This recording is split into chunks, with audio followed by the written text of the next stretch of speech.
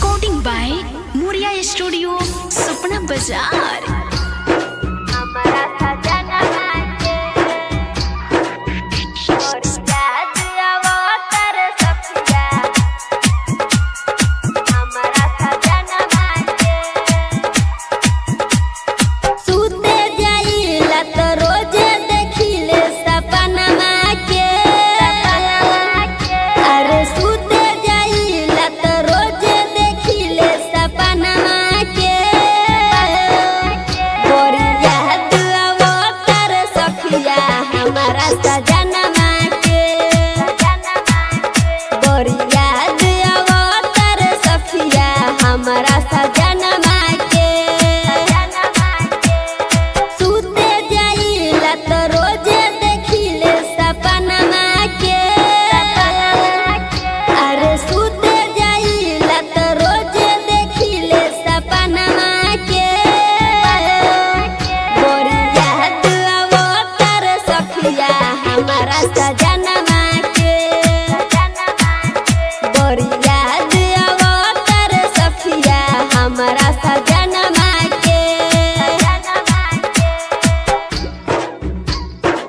हमारा सजनमा के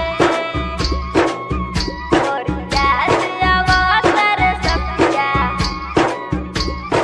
हमारा सजनमा mix by DJ Kanchan Raj Muzaffarpur. उनके ही चूड़ी सखी नाम के गलले सिनुर हाथ थाम के छन छन बाजे पाँव के पायल पहिरी जब शाम के उनके ही चूड़ी सखी नाम के गलले सिनुर हाथ थाम के छन छन बाजे पाँव के पायल पहिरी जब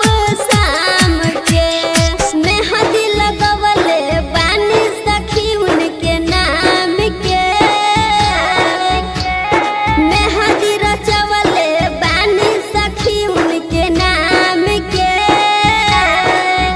बड़ी याद आवतर सखिया हमारा जान के बड़ी याद आवतर सखिया हमारा जान के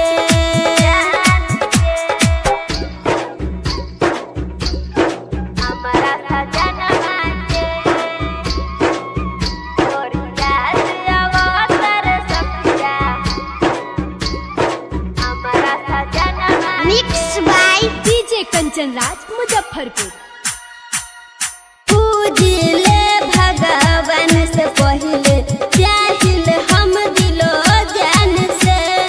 विभा भारत के जानेला सब केहू अजय रंगीला के नाम से पूजिले भगवान से पहिले चाहिल हम दिलो जान से विभा भारत के जानेला सब केहू अजय रंगीला के नाम से भूल न पाई सुबोध साहिल मुस्कानमा के भूल न पाई सुबोध साहिल मुस्कानमा के